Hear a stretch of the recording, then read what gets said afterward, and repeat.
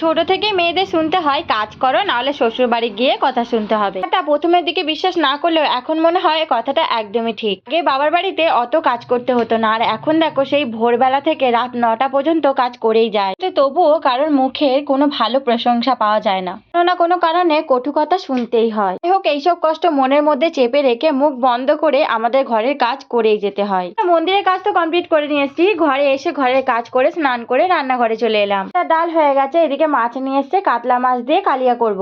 মাত্র বেগুন ছিল, সেই বেগুনটা দিয়ে আমি মাছের তেল দিয়ে করে নেবো। আর মাছের থেকেও দেখবে মাছের তেল খেতে বেশি ভালো লাগে। এর বাবা যে ওলকপি গুলো নিয়ে এসেছিল, সেই ওলকপি থেকে দুটো আমি কেটে নিলাম। সেই কালিয়াটা হয়ে গেছে, নামিয়ে নিলাম।